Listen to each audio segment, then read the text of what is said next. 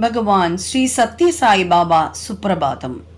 ईश्वराम्बा सुदश्रीमन् पूर्वा संध्या प्रवर्तते उत्तिष्ठ सत्य साईशा कर्तव्यं दैवमाग्निकम् उत्तिष्ठोत्तिष्ठ पार्थीश उत्तिष्ठ जगतीपते उत्तिष्ठ करुणापूर्णा लोकमङ्गलसिद्धये चित्रावती तथा विशाल सुशान्तसौते तिस्तादिसेवकजनास्तव दर्शनार्थम् आदित्यकान्तिरनुपति समस्तलोकान् श्री सत्य साई भगवान् तव सुप्रभातम्।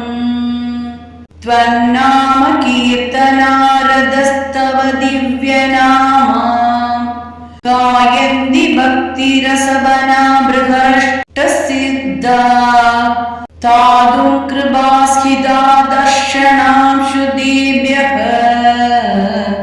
श्री सत्य साई भगवान् तव सुप्रभातम्।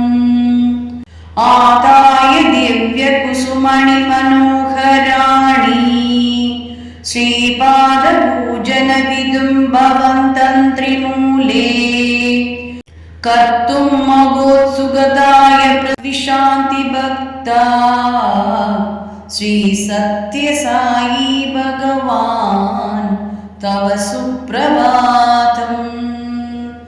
देशान्तरागत बुधास्तव दिव्यमूर्तिम् सन्दर्शना प्रतिसंयुत सिद्वृद्ध्या वेदोक्तमन्त्रवदनेन लसन्त्यजस्त्रम् श्री सत्य साई भगवान् तव सुप्रभातम्।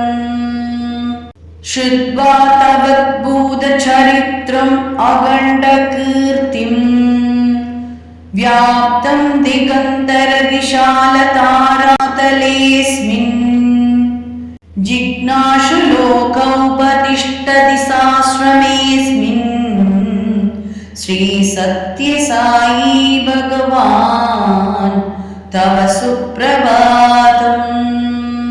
सीता सति समविशुद्ध हृदम्बुजादा बह्वाङ्गनाकरगृहीत सुपुष्पहाराः तुन्वन्ति दिव्यनुदिभिः फणिभूषणं त्वां श्री सत्य साई भगवान् तव सुप्रभातम्।